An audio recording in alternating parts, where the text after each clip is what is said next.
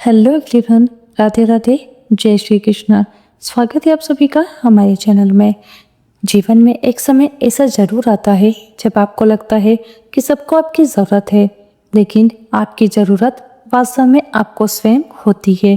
जिनसे उम्मीद होती है वह दूर हो जाते हैं और जिनके सामने मन खोलना चाहता है उनके पास समय नहीं होता। लेकिन शायद यही वह क्षण होता है जब महादेव अपने सबसे नज़दीक आपको बुलाते हैं, क्योंकि भोलेनाथ के पास जाने के लिए आपको अपनी कहानी समझाने की ज़रूरत नहीं है। वे आपके कहे बिना भी आपके मन और आपके हृदय को जान सकते हैं। और इसीलिए इस पवित्र श्रावण मास में हम भगवान शिव से बातचीत करने के लिए भी इस अत्यंत पुण्यमय शिव पुराण कथाओं का श्रवण कर रहे हैं। तो चलिए हमारे इस शिव महापुराण कथा श्रृंखला को आगे बढ़ाते हुए सुनते हैं आज की शिव पुराण कथा। आइए आज की कथा आरंभ करते हैं। नंदीश्वर ने कहा, हे सनत कुमार, अब तुम परमेश्वर शिव के अवधूतेश्वर नामक अवतार का वर्णन सुनो, जिसने इंद्र के घमंड को चूर चूर कर दिया था। बहुत पहले की बात है, इंद्र सभी देवताओं और बृहस्पति को साथ लेकर भगवान शिव के दर्शन करने के लिए कैलाश पर्वत पर गए। उस समय बृहस्पति और इंद्र के शुभ आगमन की बात जानकर भगवान शंकर उन दोनों की परीक्षा लेने के लिए अवधूत बन गए। उनके शरीर पर कोई वस्त्र नहीं था। वे प्रज्वलित अग्नि के समान तेजस्वी थे और इसलिए महाभयंकर दिखाई दे रहे थे। उनकी आकृति बड़ी सुंदर थी। वे मार्ग को रोक कर खड़े रह गए। देवगुरु बृहस्पति और देवराज इंद्र ने शिव के समीप जाते समय देखा, एक अद्भुत शरीरधारी पुरुष रास्ते के बीचों बीच खड़ा है। उस समय देवराज इंद्र को अपने अधिकार पर बहुत घमंड हो गया था, इसलिए वे यह नहीं जान सके कि यह साक्षात भगवान शिव है। उन्होंने मार्ग में खड़े हुए उस पुरुष से पूछा, तुम कौन हो? इस नग्न अवधूत वेश में कहाँ से आए हो? तुम्हारा नाम क्या है? विलंब मत करो, जल्दी से यह सारी चीजें बताओ। भगवान शिव अपने स्थान पर है या इस समय कहीं और गए हुए हैं? मैं देवताओं और गुरुजी के साथ उन्हीं के दर्शन के लिए आ रहा हूँ। इस प्रकार देवराज के बार बार पूछने पर भी वे महायोगी त्रिलोकीनाथ शिव कुछ नहीं बोले, चुप रहे। तब अपने ऐश्वर्य का अभिमान रखने वाले देवराज इंद्र ने रोष में आकर उस जटाधारी पुरुष को फटकारते हुए कहा, अरे मूढ़ दुर्मते, तू बार बार पूछने पर भी उत्तर नहीं दे रहा है, इसलिए मैं तुझे इस वज्र से मारता हूँ। देखता हूँ कौन तेरी रक्षा करता है। इस प्रकार कहकर उस दिगंबर पुरुष की ओर क्रोधपूर्वक देखते हुए इंद्र ने उसे मारने के लिए वज्र उठा लिया। और यह देखकर भगवान शंकर ने शीघ्र ही उस वज्र का स्तंभन कर दिया। इंद्र की बाह जकड़ गई और इसलिए वे वज्र का प्रहार नहीं कर सके। उसके बाद तत्काल ही क्रोध के कारण वह पुरुष तेज से प्रज्वलित हो गया, मानो वह इंद्र को जलाने जा रहा हो।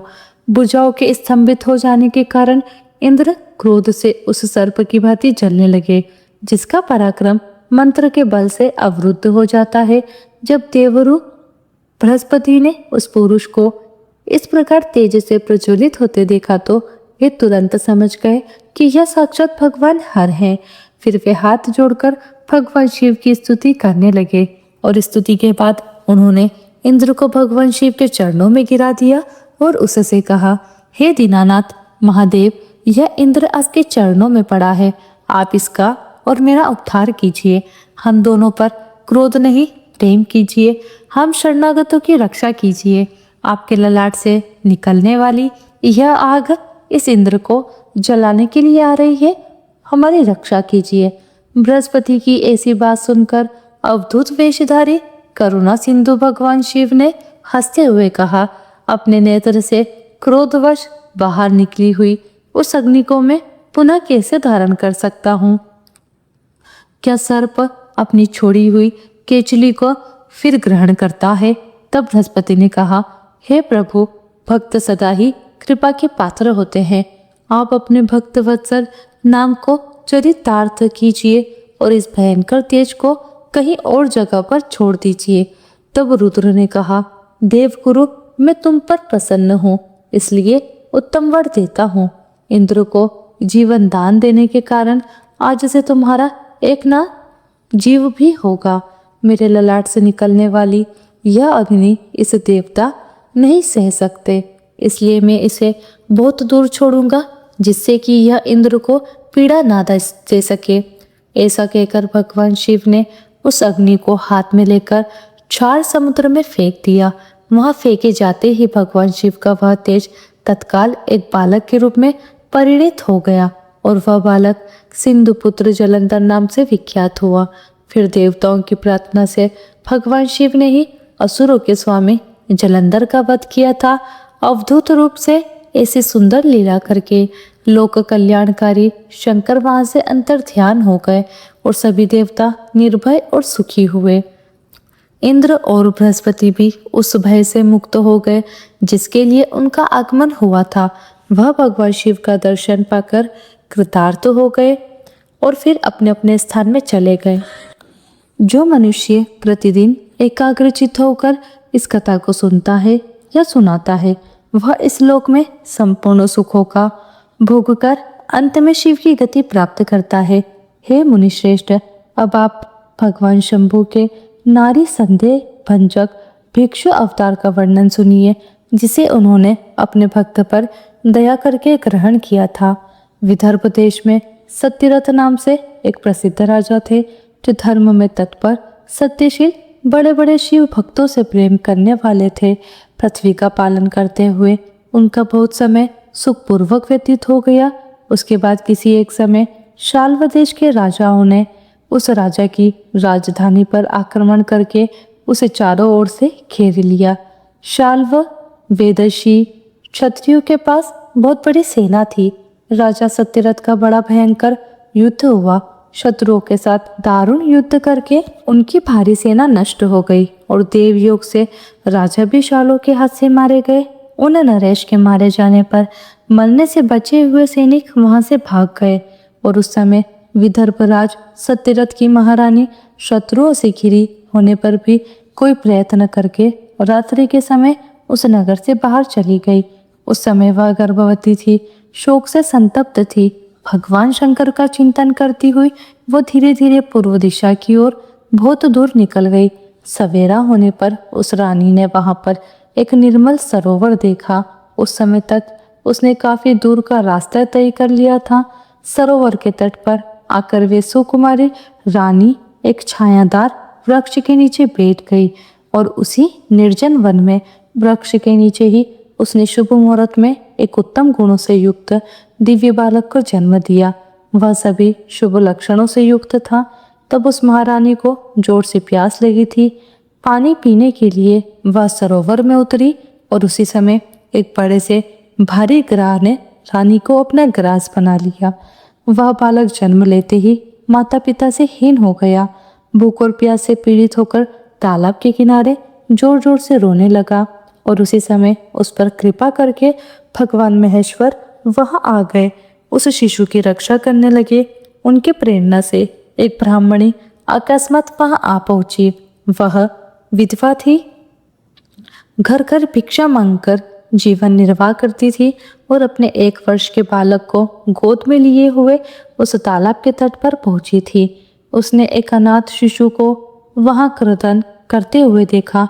निर्जन वन में उस बालक को देखकर ब्राह्मणी को बड़ा विस्मय हुआ और मन ही मन सोचने लगी।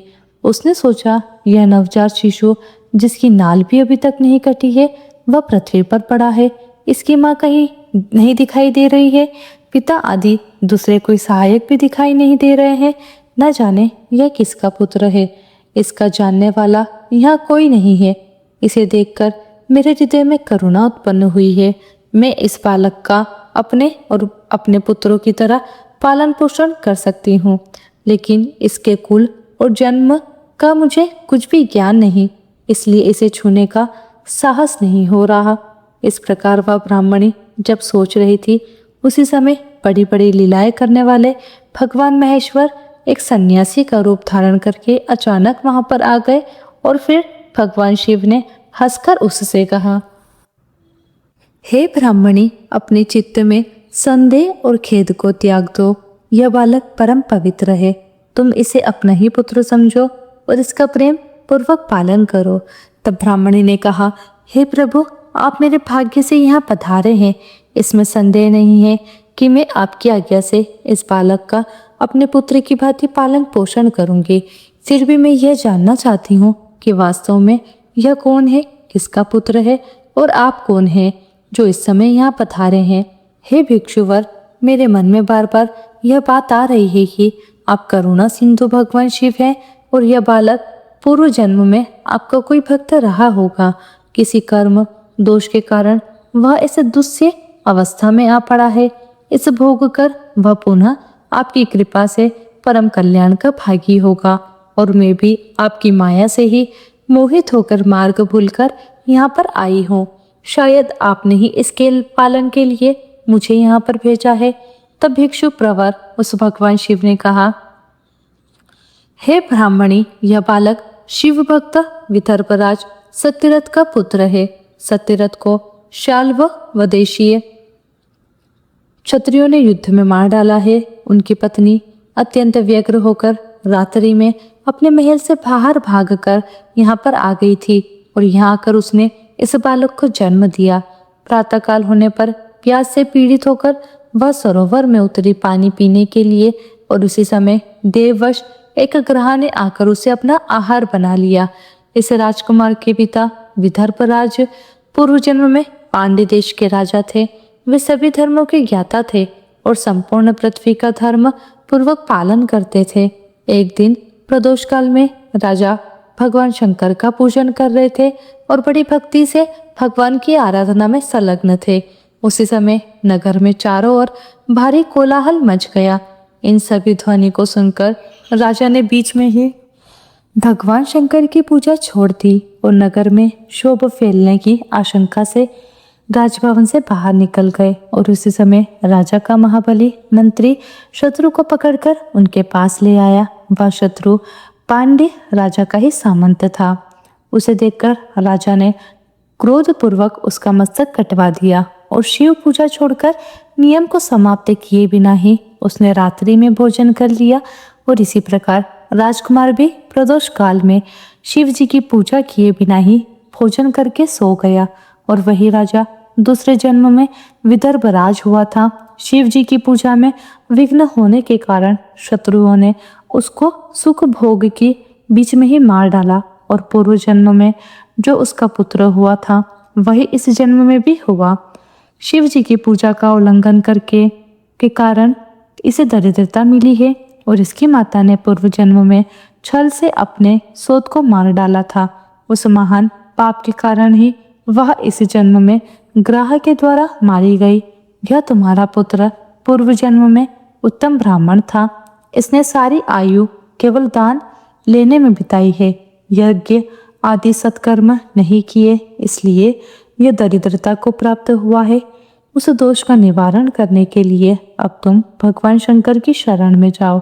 दोनों बालक यज्ञ पवित्र संस्कार के बाद भगवान शिव की आराधना करें और भगवान शिव इनका अवश्य कल्याण करेंगे। इस प्रकार ब्राह्मणी को उपदेश देकर भिक्षुक रूप में आए भक्त वत्सल शिव ने उस ब्राह्मणी को अपने उत्तम स्वरूप का दर्शन करवाया। उन्हें साक्षात शिव जानकर ब्राह्मण पत्नी ने प्रणाम किया और गदगद वाणी से उनकी स्तुति की। इसके बाद भगवान शिव वहां से अंतर्ध्यान हो गए। उनके जाने के बाद ब्राह्मणी उस बालक को लेकर अपने पुत्र के साथ घर आई। एक चक्रा नाम के सुंदर ग्राम में उसने घर बनाया हुआ था। वह उत्तम अन्न से अपने बेटे और राजकुमार का पालन करने लगी। यथा समय दोनों का यज्ञ पवित्र संस्कार करवाया और वे दोनों शिव की पूजा में तत्पर रहते हुए घर पर ही बड़े होने लगे। वे दोनों शुभ व्रत रखकर प्रदोष काल में शंकर जी की पूजा किया करते थे। एक दिन द्विज कुमार राजकुमार को लिए बिना ही नदी में स्नान करने के लिए गया और वहां उसे निधि से भरा हुआ एक सुंदर कलश प्राप्त हुआ। इस प्रकार भगवान शंकर की पूजा करते हुए उन दोनों कुमारों का उसी घर में 1 वर्ष व्यतीत हो गया और उसके बाद एक दिन राजकुमार ब्राह्मण कुमार के साथ वन में गया था।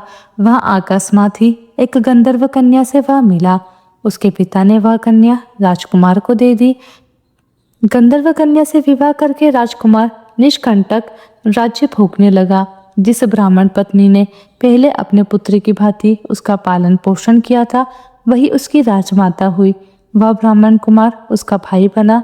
राजा का नाम धर्मगुप्त था और इस प्रकार देवेश्वर शिव की आराधना करके राजा धर्मगुप्त अपनी उस रानी के साथ विदर्भ देश में राजा उचित सुख का उपभोग करने लगे।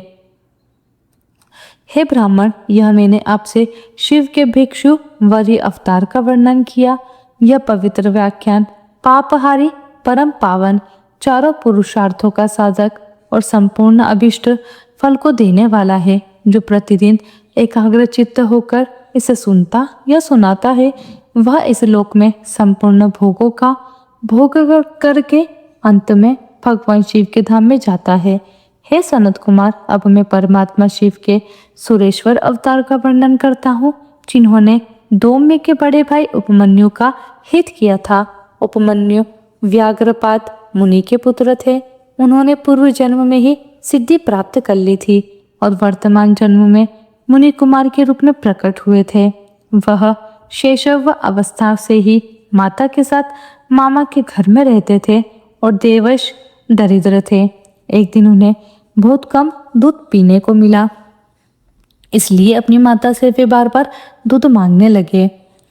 उनकी तपस्विनी माता ने घर के अंदर जाकर एक उपाय किया। उन्होंने कुछ बीजों को सिलवट्टे पर पीसा और उन्हें पानी में घोलकर कृत्रिम दूध तैयार किया और फिर बेटे को बुलाकर प्रेम से उसे दूध पीने के लिए दिया।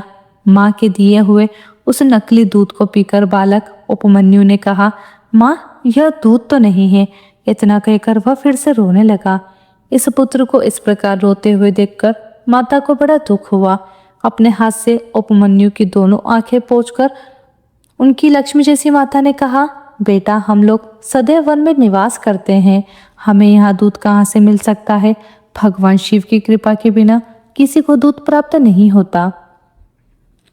पूर्व जन्म में भगवान शिव के लिए जो कुछ किया गया है, वर्तमान जन्म में वही मिलता है। माता की ऐसी बात सुनकर उपमन्यु ने भगवान शिव की आराधना करने का निश्चय किया। वे तपस्या के लिए हिमालय पर्वत पर चले गए और वहां वायु पीकर रहने लगे। उन्होंने 8 ईंटों का एक मंदिर बनाया। उसके भीतर मिट्टी के शिवलिंग की स्थापना की। उसमें माता पार्वती सहित शिव का आह्वान किया।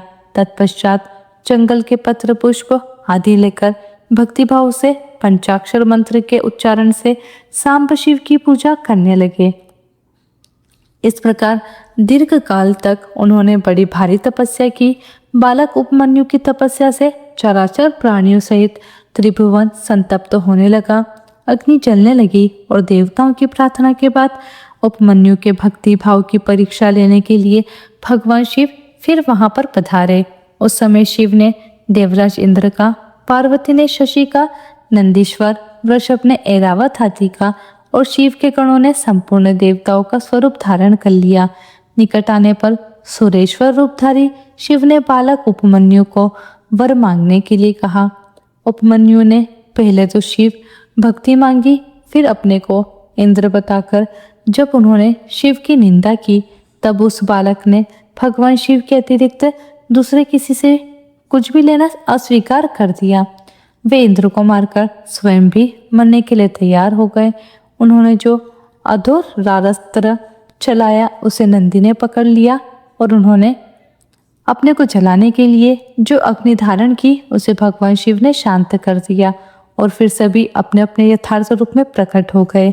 शिव ने उपमन्यु को अपना पुत्र माना और उनका मस्तक सूंघ कर उससे कहा, हे वत्स, मैं तुम्हारे पिता और यह पार्वती देवी तुम्हारी माता है। तुम्हें आज से सनातन कुमारत्व प्राप्त होगा। मैं तुम्हारे लिए दूध, दही और मधु के सहस्त्रों समुद्र देता हूँ। भक्ष्य और भोज्य आदि पदार्थों के भी समुद्र तुम्हारे लिए सदैव सुलभ होंगे। मैं तुम्हें अमरत्व और अपने गुणों का आधिपत्य प्रदान करता हूँ। इस प्रकार शंभु ने उपमन्यु को बहुत से दिव्य वर दे दिए। पशुपत व्रत, पशुपत ज्ञान व्रत, योग का उपदेश किया, प्रवचन करने की शक्ति दी और अपना परम पद अर्पित किया। फिर दोनों हाथ में उपमन्यु को हृदय से लगाकर उनका मस्तक सूंघा और देवी पार्वती को सौंपते हुए कहा, देवी यह तुम्हारा पुत्र है। पार्वती ने भी बड़े प्रेम से उनके मस्तक पर अपना कर कमल रखा और उन्हें अक्षय कुमार पद प्रदान किया। शिव ने संतुष्ट होकर उनके लिए पिंडीभूत और अविनाशी साकार क्षीर सागर प्रस्तुत कर दिया और साथ ही योग संबंधी ऐश्वर्य, नित्य संतोष, अक्षय ब्रह्म विद्या और उत्तम समृद्धि प्रदान की। उनके कुल और गोत्र के अक्षय होने का वरदान दिया और यह भी कहा कि तुम्हारे इस आश्रम पर नित्य निवास करूंगा। इतना कहकर भगवान शिव अंतर ध्यान हो गए और उपमन्यु वरदान पाकर प्रसन्नतापूर्वक अपने घर आए। उन्होंने अपनी माता से सारी बातें कह सुनाई और यह सुनकर माता को बड़ा हर्ष हुआ। उपमन्यु सबके पूजनीय और अधिक सुखी हो गए। हे तात, इस प्रकार मैंने तुमसे परमेश्वर शिव के सुरेश्वर अवतार का वर्णन किया। यह अवतार सत्पुरुषों को सदैव सुख देने वाला है। इसकी कथा पाप को दूर करने वाली और संपूर्ण मनोवांछित फलों को देने वाली है। जो इसे भक्ति पूर्वक सुनता है या सुनाता है वह सभी सुखों को भोगकर अंत में भगवान शिव को प्राप्त करता है। और इसी के साथ हमारी आज की शिव महापुराण कथा यहाँ पर समाप्त होती है। इसी कथा की अगली कड़ी के साथ हम मिलेंगे आप सभी से कल प्रातःकाल। भगवान शिव की अनन्य भक्ति करते रहिए। इस सावन मास के अंतिम दिनों में उन्हें अपने आराध्य देव के रूप में पूजिए ताकि भक्ति हमारी साकार हो सके। मिलते हैं आप सभी से कल प्रातःकाल। तब तक के लिए आप सभी को राधे राधे। जय श्री कृष्ण। हर हर महादेव।